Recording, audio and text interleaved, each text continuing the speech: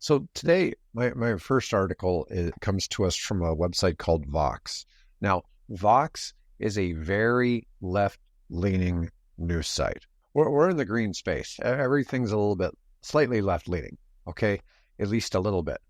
I'm not as left-leaning as some people or at all, but I do like electric vehicles. So I give kind of a different perspective. And sometimes when I look at some of these articles, I kind of wonder where they're coming from. In this particular case, we're discussing Norway, and Norway is kind of always an interesting case to look at because they're the real early adopters. They started doing EVs and started incentivizing the purchase of EVs before I even knew EVs existed.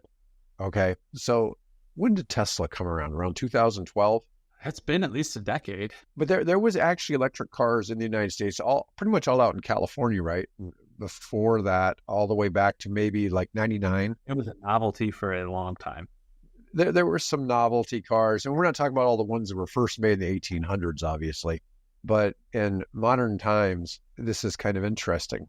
Wow, in Scandinavia is such a buzzword. Like, wow, look at Norway, look at Sweden, look at all these other countries in that area, and they say, oh, they're doing such great things, we could do that here. So, and Vox is saying electric cars are crucial, but not enough to solve climate change.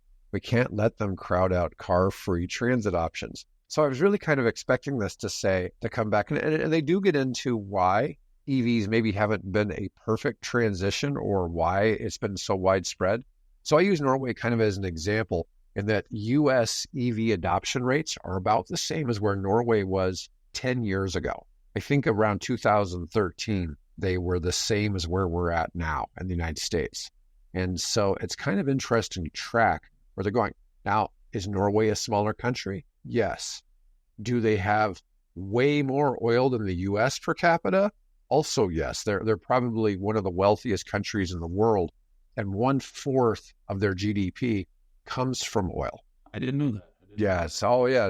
Now, what they do is oil companies are somewhat nationalized, and they have a sovereign wealth fund that basically accumulates all the money. So here's a couple things that they've done to incentivize. And this is much bigger incentives than what the United States has done. In Europe, they have really high import taxes. Okay.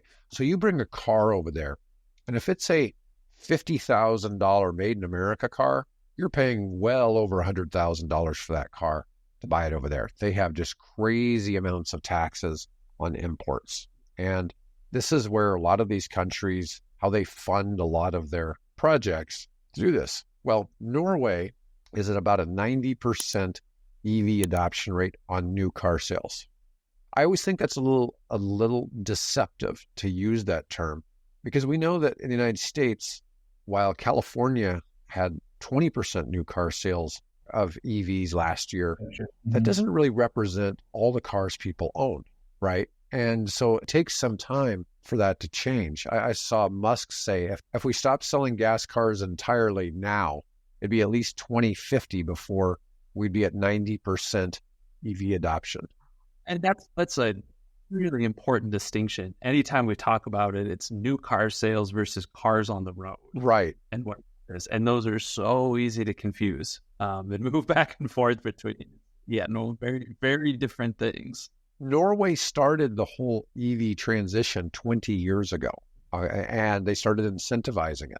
So last year, with them being at 90% new car sales, what percentage of the cars on the road do you think are actually EVs? Take a wild guess, Mike. I'm trying to read that as you're going through. Oh, I don't have it on the screen, so just take a wild guess. I'd go 15%. 15? It's actually a little higher than that. It's 25. 25. Not bad. That's pretty good. That's pretty good. Yeah. So 1 out of 4 cars in Norway is an EV. But you would think with them having been at about 9% 10 years ago on new car sales and 90% today, it would be, in theory, this huge number. And this is why I always tell people too, EVs are coming. It's going to take a long time to transition. Did you hear what California is doing with gas stations? They're banning the construction of new gas stations. And I think they're even banning, like, if you have to pull out the tanks to redo it, they won't permit the new. Really? Basically, they're trying to make it so that there will be no more gas stations built. Like it's tilting it even further. You're changing the infrastructure behind it. I'm not in agreement with that because currently, if 20% of their people are buying new cars, at most, that is probably a 4% adoption rate so far of cars in California. So 96% of cars on the road need gas. So let's say we started building out a new town with all kinds of new subdivisions somewhere way out in the desert. The idea would be that you couldn't put any gas stations near them. And that would really hurt real estate. Why it really hurts all economic development. I mean, that's just, I mean, California is growing. Cities are getting bigger. This isn't, a stagnant place. It's not seeing the same numbers as a Texas, or places like that, but it's still, cities grow. Infrastructure, you build hospital, restaurants, roads, schools, gas stations. I mean, that's just part of your growth. I'm all for incentives. And so what they've done that's been different than what the U.S. is doing. So in the U.S., you can get that $7,500 EV tax credit if you qualify and the vehicle qualifies. And then if you live in some places like California or Colorado, there's up to another $5,000 in state incentives if you qualify. Now, the California ones now, I think you have to be really below a certain income threshold. And so that makes it a little more challenging because those people usually in those income thresholds aren't buying new cars. But in Norway, they cut out that VAT. So I was talking about how a $50,000 US car costs $100,000.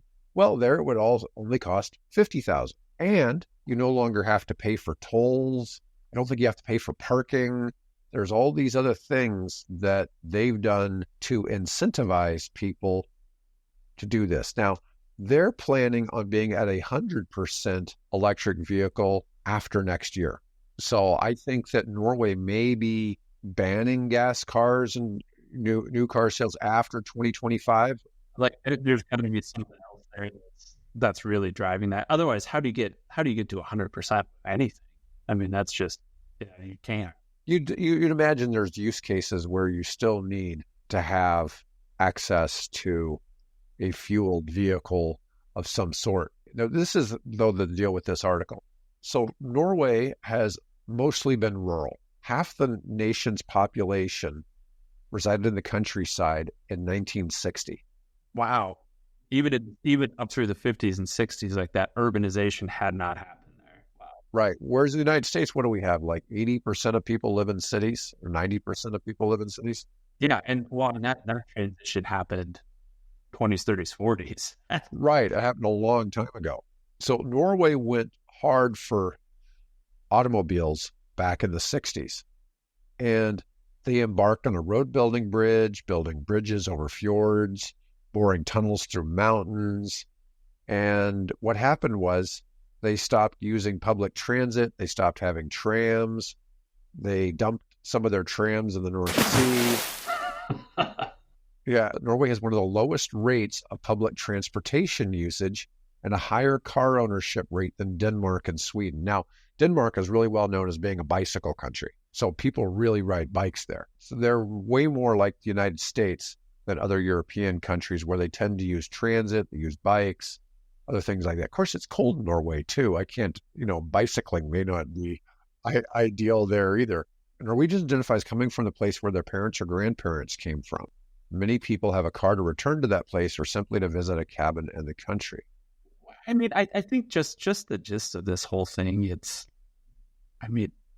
flexibility, right? I mean, you double down or you start to eliminate some of these other things, no matter what industry, no matter what you're looking at. And it's just, it's challenges and what it looks like. And I think there's a reasonableness around this whole thing. Like, well, no, public transit is still an option. Local transit is still an option. You still want to look at these things and where they're at. So completely eliminating, a source of commerce and transport. Well, no, that's probably not a good thing.